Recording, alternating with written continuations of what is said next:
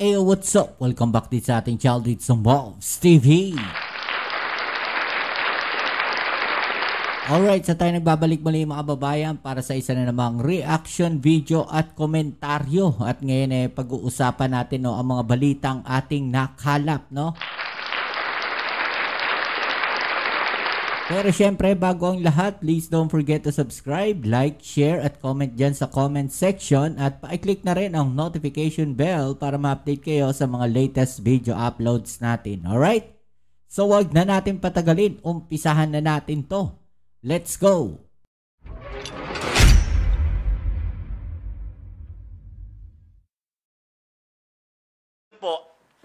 We are at the brink of proceeding to trial. Sana, umusad na tayo para we can put this behind us so that this is healthy for democracy. Ito hong nagiging usapin natin. Ang tao ho ngayon, nagkakaroon ng interest. Ano ba itong impeachment? Ano ba itong pananagutan? Nagiging usap-usapan, nagkakaroon ng pagtatalo, nagkakaroon ng palitan ng opinyon. This is healthy for democracy. Ang akin lang, magtiwala tayo sa proseso, lumabas sana ang katotohanan, kung kinakailangan i-convict, i-convict, base sa ebidensya. Kung kinakailangan i-acquit, i-acquit, base sa ebidensya. So, sana ho, matuloy yung trial na at umusad na agad. Pagpasok. Sabi nyo nga, doon patungo yung depensa, yung outright dismissal of the impeachment case. Hindi kaya talagang doon pupunta kasi guided by the motion of Senator Judge De La Rosa. In the first place, kaya nagkaroon ng ganyang issue na sumagot sila ng pati sa answer ad quotem dahil nga doon sa motion na yon to dismiss. Ayoko hong maghaka-haka na sinundan nila yung lead ni Senator De La Rosa. Haka-haka na ho yan pero sa pamamaraan ng pagsagot, ayaw mag-trial. Tahasan kung sasabihin.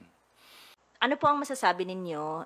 Your prayer is to continue with it, to proceed with the trial. Yes. Opo. But sabi ng Senate President ay pwedeng pagbotohan. Kung magkakaroon ng motion to dismiss, kapag nagsimula na po yung trial, pwedeng pagbotohan kung i-dismiss yung articles of impeachment, and if it has majority vote, ay pwede pong i-dismiss. Ang masasabi ho lang namin dyan ay, kami po ay nagtitiwala sa proseso.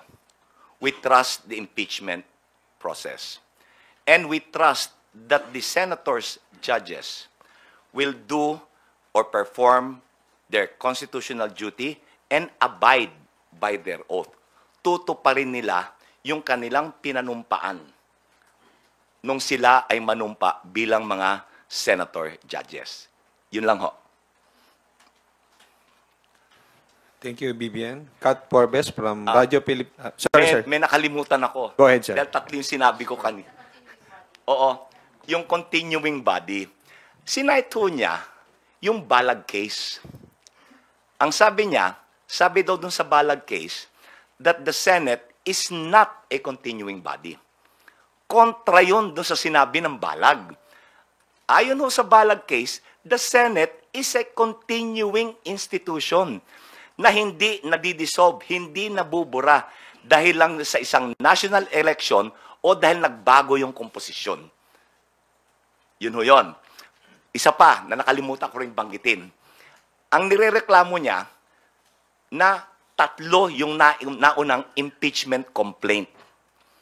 Kaya daw na-violate yung one-year ban rule nung isinakdal siya using the fourth impeachment complaint na merong more than one-third. Okay. Ang sinasabi ho sa saligang batas, pati sa rules ng Kongreso, hindi sinabi na complaint. It says impeachment proceedings. Nagkikick in yung one-year ban. Naalala nyo, sinabi ko, there are two methods. Yung referral to the committee, kung complaint ng mamamayan na inendorso ng miyembro ng Kamara or reklamo ng isang miyembro, verified complaint ng isang miyembro ng Kamara.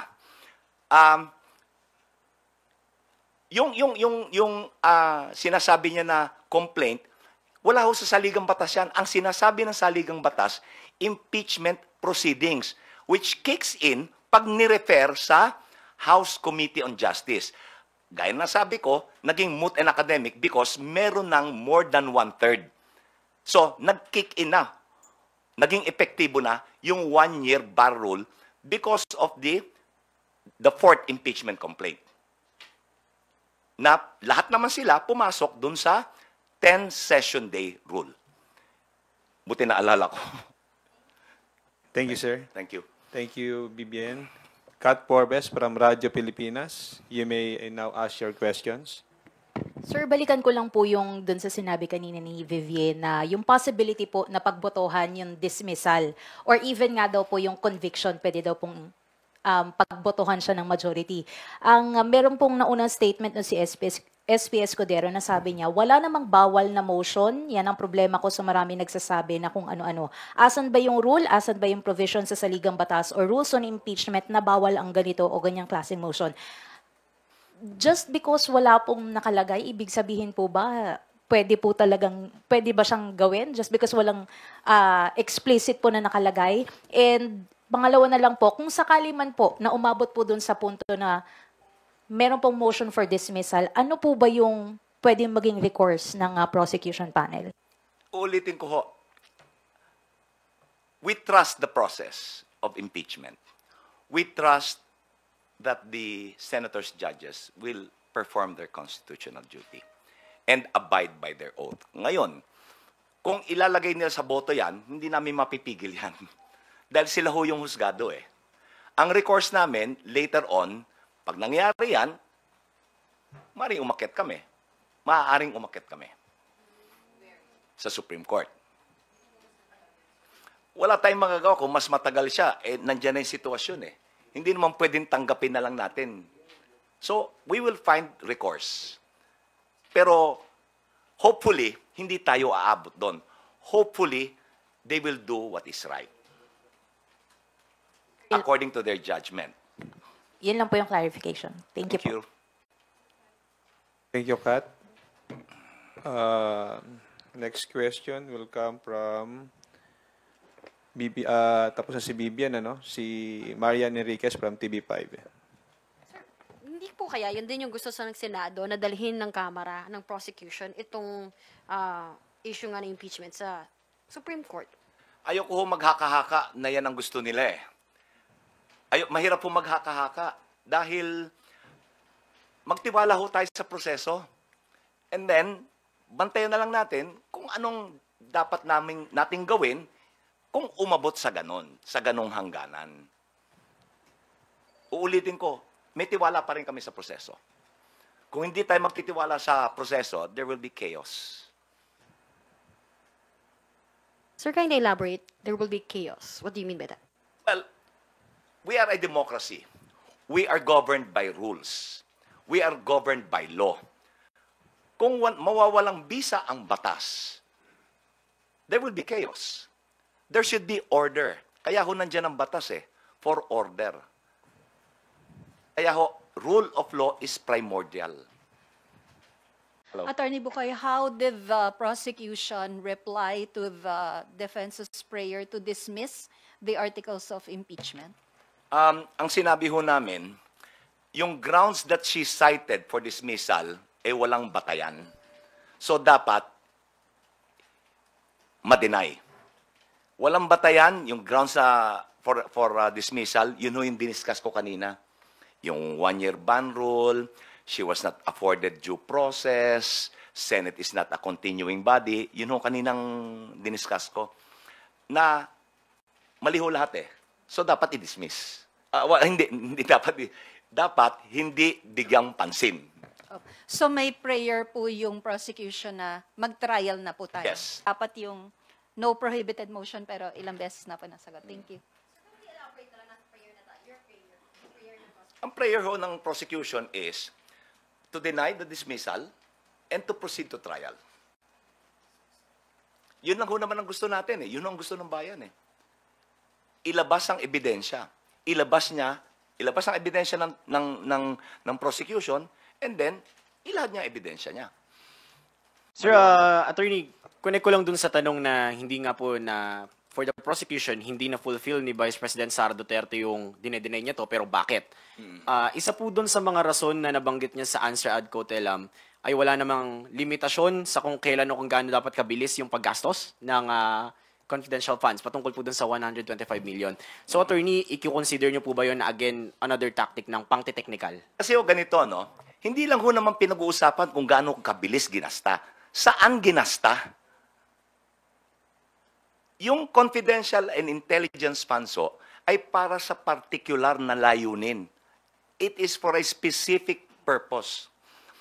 Yung lumabas doon sa mga hearing ng Committee on Good Government, yung Blue Ribbon Committee, lumalabas na hindi para sa ganoon layunin yung pinagkagastahan eh. Hindi lang ho yung bilis. Nakakadagdag lang yung bilis.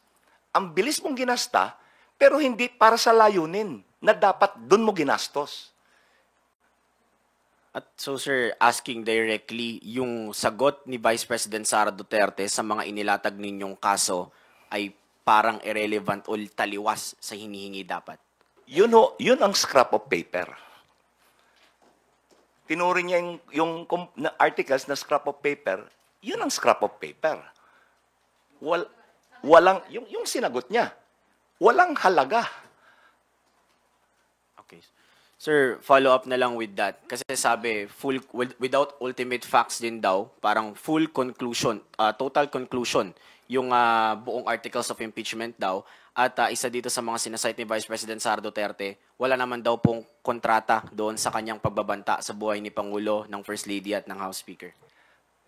Alam niyo ho, yung pagkontrata ng mamamatay tao, hindi ho naman sinusulat yan eh. Hindi ho ba? Hindi naman sinusulat yan eh. I agree to kill, etc. Walang ganun eh. Kasi illegal eh. Siya na rin yung nagsabi, kumontrata ako ng asasino, ng mamamatay tao. Hindi naman sa amin ang galing yan, sa kanya. At inulit pa niya. Hindi ho ba? Another interview, inulit niya. Kung maalala nyo, nung una yung sinabi niyan, na ipapapatay ko, may kinontrata na ako, no joke. No joke. So, anong kontrata ang pinag-uusapan natin? Kontrata na nasa kasulatan, nakanotaryo? Come on. So, sir, whatever the Vice President stated online and publicly is evidence enough? Yes, kasi siya mismo, ginagamit din niya, admission against interest, ginagamit din niya against the Secretary General. Yung interview ni Karen Davila, ginagamit mo yun, pero ayaw mong gamitin namin yung ginawa mo online, broadcast. So selective. Kung ano yung makakapabor sa kanya, dun siya. Kung hindi, ayaw niya. Di ba? Thank you, Attorney, for the direct answers. Last from my end po. Sa usaping constitution pa rin, napapag-usapan yung forthwith, pero nasa linya rin po under the accountability of public officers that public office is a public trust. Public officers and employees must at all times be accountable to the people. Sa nangyayari po ba sa impeachment trial, nasusunod po ba yung at all times na accountability na dinedemand sana sa mga public officials? Yan ang lalabas after malahad ang ebidensya. Yan ang lalabas after makinig ang panig ng prosecution, makinig ang panig ng depensa. Now, yung question of accountability, papasok na. Titimbangin yung ebidensya na magkabilang panig. Yun ang sasagot, yun ang tutugon sa katanungan nyo. Thank you, Earl. Janelle Escapante from GMA Online. Sir, good afternoon po. Hirap maghanap, silaw eh. Sir, Senator Alan Cayetano said yesterday that the Senate will only allow the presentation of evidence against the Vice President if the Senate Impeachment Court rules that the impeachment complaint is constitutional or wala pong constitutional defect. That's what he said. So do you agree with his position po that the Senate impeachment court should rule first that the complaint that the House filed is constitutionally sound. Okay. Yun yung constitutional compliance ay nailahad ho namin yan doon sa reply. Pinaliwanag ko. I think partially, kanina napaliwanag ko na rin kung bakit kami compliant. Including, idadagdag ko, yung submission namin. Sinertipikahan ng Kamara that there was no violation of the one-year ban rule and the articles of impeachment complied with all constitutional requirements. Narinig ko na sinabi ni Senator Cayetano na Follow-up, sir, kasi sinabi niya rin na there's no need to panic addressing... 25. Attorney, magandang hapon po. hello. I just want to follow up regarding the question of CAT. If ever na the impeachment court mag-decide sila doon sa appeal ng depensa to dismiss the impeachment case against the Vice President impeachment court. My question is the decision of the impeachment court as sui generis is reviewable, can be reviewed by the Supreme Court or can be appealed to the Supreme Court? Yes, because the Supreme Court is the ultimate arbiter to determine whether an act or a law or a regulation is constitutional or not. They're the final arbiters. But attorney, on the case of judgment, acquitted or convicted, di ba, hindi pwedeng pakialaman na? Hindi pwede. Kasi pag ang pinag-uusapan, judgment of guilty or not guilty, that is not reviewable by the Supreme Court. Ang reviewable subject to judicial review, is compliance with constitutional parameters. Okay. Sir, another follow-up. You stated a while ago na if ever na mag-decide ang Supreme Court to dismiss the case, Supreme Court? impeachment court, Okay. there will be chaos. So ano yon? No. There will be a constitutional crisis? No, hindi ko po sinabing there would be chaos. It might cause. Chaos. Opo. Kasi, ang ibig kong sabihin, pwede hong hindi tanggapin ng bayan yan, pwedeng tanggapin, that is one scenario. Hindi ko sinasabi na dapat magkaroon ng chaos. Hindi ho. Okay. No. Sir, to be specific lang, kung alimbawa gano'n, i-dismiss nila, magkakaroon ng constitutional crisis? O what? Kung i-dismiss ho nila without trial, Yes. wala ho namang constitutional crisis because iaakyat nga sa Supreme Court. Pwede hong i-review kung tama yung pagkaka-dismiss ng walang trial yung articles. Kung walang paglilitis, outright i-dismiss. Pwede naming iakyat Pero yung decision, whether guilty or not guilty, inappealable. You cannot appeal that. Okay. Thank you. Okay? I never said there will be chaos. Don't get me wrong. I never said there will be chaos. There might. It's a possibility. Pwedeng tanggapin ng bayan, pwedeng hindi. Everything is possible. Pwedeng tanggapin, pwede wala. Because ang ultimate na boss natin ay ang taong bayan Thank you. Thank you, Vic. Rosalie Cas from UNTV. Go ahead. Hello po. Good afternoon po, Attorney. Hi. Yeah, last interview with you via Zoom po kasi na-mention nyo po, yun pong balak nyo after na ma-submit yung pleading or yun pong tugon sa reply. answer ad cautelam. Opo, can you walk us through what will happen next after you submitted to the Senate your reply to the motion of VP Duterte? Itutulak nyo pa rin po ba yung pagkakaroon ng pre-trial Yes. ng mas maaga? Opo. Kasi yung pre-trial is very convenient for all parties concerned. Dahil sa volume, sa dami ng aming dokumento, mahirap po itong i-identify. Pagka nagtatrial ho kasi, kada piraso ng ebidensya, ipapa-identify mo, mamarkahan mo, so tatagal ho yung proseso. With a pre-trial, may pre-marking. So, Pag presenta mo sa testigo, markado na. Ipapa-identify mo na lang. Malaking convenience. May inaay po ba kayong particular date ng start ng pre-trial? Wala po. Nasa sa impeachment court po yan. Pero para ho sa amin, mas maaga, mas maganda. Ay, may nabanggit din po si Senate President Escudero na yun pong inyong pagiging spokesperson ng House Prosecution Panel is only until June 30 and kailangan po ba na i-renew yung designation nyo na yun pagpasok ng 20th Congress? Hindi na ho pa dapat pagtalunan yan dahil madali ho naman i-comply yun. Madali ho i-comply. Hindi na ho dapat pagtalunan yan. Ito po, pahabol na lang din po. Regarding po dito dun po sa nakalagay sa response nyo rin po, Reply. that the only legal strategy of the defense is to have the case dismissed and avoid trial. Can you elaborate po and explain? Nandyan yun, nandyan ho yun, parang napaloob din yan doon sa reply na given the answer ad cautelam, yun ho yung direksyon na tinutuhog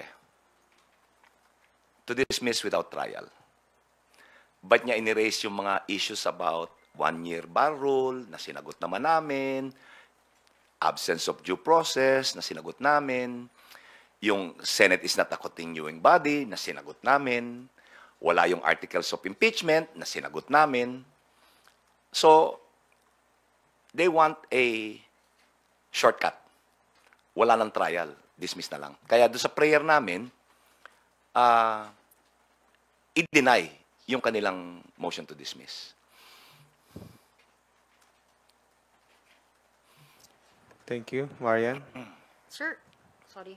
Sir, there's also this part po dun sa reply. Respondent's prayer to dismiss the articles of impeachment on technical grounds must be denied on the ground of public accountability, cannot be skirted by citing procedural shopping. Can you elaborate on Okay, ganito Ito yung nabanggit ko noon, wagging the dog. Ano yung wagging the dog? It's an idiom. Mas binibigyan ng halaga yung merong lesser value kesa sa mas importante. Ano bang mas importante dito? Yung substance, yung katotohanan. Okay? Hindi yung procedure, technical. Yun ang walang maisagot sa substance. Ang tutuunan nila ng pansin, yung technical. Yun yung ibig sabihin yan. Mas pinapaigting ang kahalagahan ng procedure, technicality, kesa doon sa substance ng complaint. Dapat sagutin mo yung reklamo. Kung maalala nyo, mula nung hearing doon sa Committee on Good Government, ganyan at ganyan din. Hanggang ngayon, walang paliwanag. Nasa impeachment na tayo, nag-file ng answer, wala pa rin paliwanag. Lato tayo nang huhula pa rin. Di ba sabi niya, gusto niya ng trial. She wants a bloodbath. Bubble bath Hindi bloodbath, bubble bath. Di ba? Earl, Tobias? Attorney, mabilis na follow-up lang. With that, given na nakita nyo pong heading towards dismissal yung defense, is that a sign of a weak or a rattled defense? Hindi ko sinasabi na doon patungo yung direksyon ng court. Yun, doon patungo yung depensa. Hindi ko sinasabi na doon patungo yung impeachment court, I never said that. Doon patungo yung direksyon ng depensa. Attorney, ang tanong ko po with then, is that a sign of a weak or a rattled defense from the PP? It's a sign of no defense. Kasi kung may depensa on the facts, gaya ng sinabi ko, hindi general denial. Specific denial.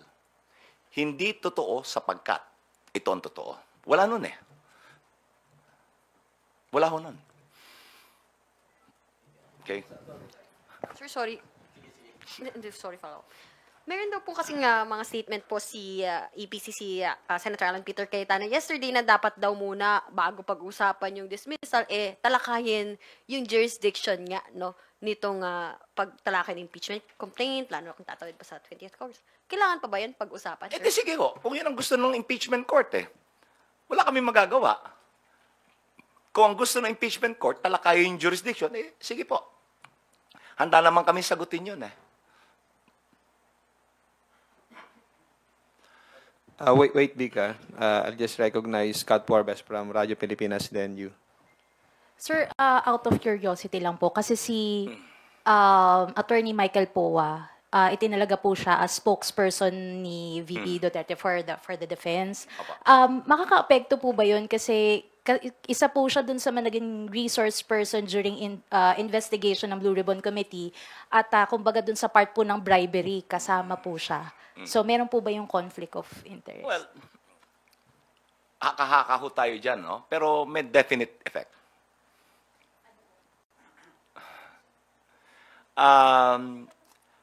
Kasi, there are two ways of looking at it. Sa isang banda, dahil nagtestigo siya, may transcript na yan, di ba? So, ang option, gamitin ba yung transcript or gamitin siya as a hostile witness? So, marami hong dynamics involved na abangan na lang natin. Abangan na lang. Pero marami yung dynamics Maraming dynamics dyan. Dahil gaya ng what you pointed out, true, ginamit siya.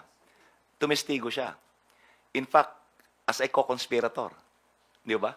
So, I think from there you can draw your own conclusions. Pero may epekto talaga. Thank you, Kat. Vic, Sir, just a quick follow-up lang dun sa point ni Earl.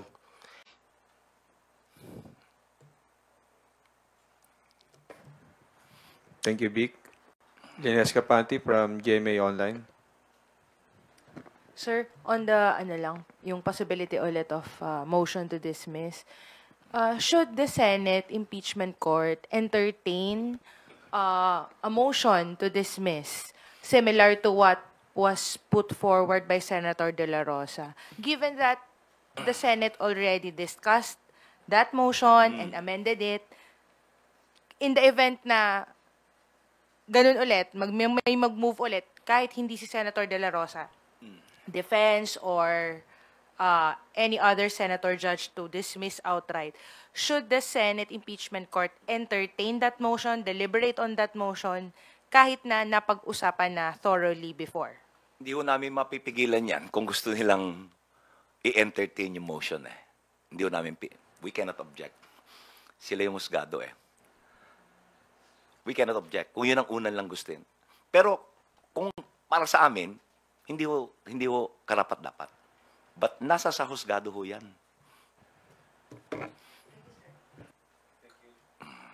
Thank you, Lenesca. Red Mendoza from Manila Times. Hi po, good afternoon po. Hi. First question lang po. Na-point po ng PDP laban si Attorney Freddy Topacio as the official spokesman for the impeachment trial. Ano pong inyong masasabi sa pagkaka-appoint ng PDP, the party of the father of the Vice President, kay Attorney Freddy Topacio? Everybody welcome. The more minds, the more ideas, the more discussion para ma-educate yung bayan. Okay lang ho yan. In the same vein na yung announcement po ni VP nung Wednesday na si Attorney Michael Poa is going to be her defense spokesperson. Okay lang ho yan. Attorney, nagsalita si VP sa isang interview sa RT and she said in a foreign media news website or outlet na the impeachment is politically motivated, na it's part of the Marcoses' way to perpetuate themselves into power. And connected daw ang arrest ni PRRD and the impeachment of her. Kasi sinabi niya na nag-file na hindi nagtagumpay yung People's Initiative against People's Initiative for the Parliamentary Reform Government, kaya nag-move ng impeachment against her. Your thoughts po, attorney, about dun sa sinabi ni VP sa RT interview niya? Hindi ko na ho panghimasukan yung mga sinasabi niya na ito part of a scheme na hindi natuloy yung parliamentary reform. Hindi ko na ho panghimasukan yan, pero masasabi ko lang ho, hindi ito pamumulitika. Ang pamumulitika ho, walang basihan, gumawa ka ng katang-isip na reklamo. Hindi ho ito katang-isip eh. Totoo ito. May investigasyon ito. May mga findings ito. Suportado ng ebidensya. So, paano naging pamumulitika? Ang pamumulitika, you pull something out of thin air. Gumawa ka, nagkatang-isip ka ng reklamo. Ito, hindi ito katang-isip eh. Totoo, may ebidensya eh. So, hindi ito pamumulitika. She also claimed in the RT interview na meron daw nagkaroon daw ng nagkabayaran daw sa impeachment. Ito yung sinasabi na 150 million and she quotes yung sinabi ni Toby Chanco na nagkaroon daw ng bayaran for the impeachment trial. She said it in an international news outlet. So, of course, masasabi ng of course, this is Russia Today, state-sponsored, ally ito ni former President Duterte, Putin. So, of course, makikita sa ibang bansa na ang impeachment natin dito, dinadaan lang sa bayaran. What's your take on this? Haka-haka lang ho yan. PR. Kung talagang may basihan yan, di magreklamo siya. Ilahad niya yung reklamo, formal niya. Attorney, pag nimabas si Attorney Chanco sa defense at siya yung gawing principal witness dun sa bayaran, is the prosecution ready to cross-examine him? Oh, of course. Kung talaga ho ba naman eh. So we'll test the credibility, we'll test the value of the testimony. Hindi ho namin naawatin. Sila ang may choice kung sinong inuupo nila eh. Just like kami, may choice kung sino yung iuupo namin. And last question na lang po on my end. You said nga po na parang yung sa sinabi niyo na it's a sign of no defense. Of course, parang you're saying na the lawyers of the Vice President, Fortuna Salazar, are not good at defending the Vice President. Kasi sinabi niyo, it's a sign of no defense for the Vice President. So, ano pong ibig sabihin niyo po dun sa it's a sign of no defense? I'm drawing a conclusion from what was filed. Hindi ko hinuhusgahan ang kakayanan ng mga abogado. Dahil, gaya ng sinabi ko nung una, ako po ay nirerespeto ko po yung kakayanan nitong mga abogadong to kasi kilala ko sila. We were contemporaries at the UP College of Law. Kaya nga sinabi ko, the Vice President is in good hands. Mahusay na mga abogado to. Alam nila ang ginagawa nila. Kasi po, medyo lang man po, sinasabi nyo, it's a sign of no defense. Parang you're precluding na walang depensa. Yung sa pleading na nakita ninyo do sa answer niya na parang walang kadepensa yung Vice President. Parang she's evasive sa defense niya. Yun ang basa namin do sa complaint, do sa answer. Yun ang basa namin. Walang depensa. Hindi ko hinuhusgahan ng abogado. Yung answer ang hinuhusgahan ko. Hindi yung abogado. Gaya na sabi ko, inirerespeto ko ang mga abogadong yan, mahuhusayan. Kung hindi mahusayan, hindi kukunin niya ni BP Sara. Di ba? Hindi kukunin niya kung hindi mahusayan. May tiwala siya sa mga abogado niya. So, inirerespeto ko yan. Yung choice of lawyers, inirerespeto ko. And like I said, she's in good hands. Okay. Thank you. Okay. Thank you, Red. We will now proceed with the closing statement of Attorney Bugoy. Okay.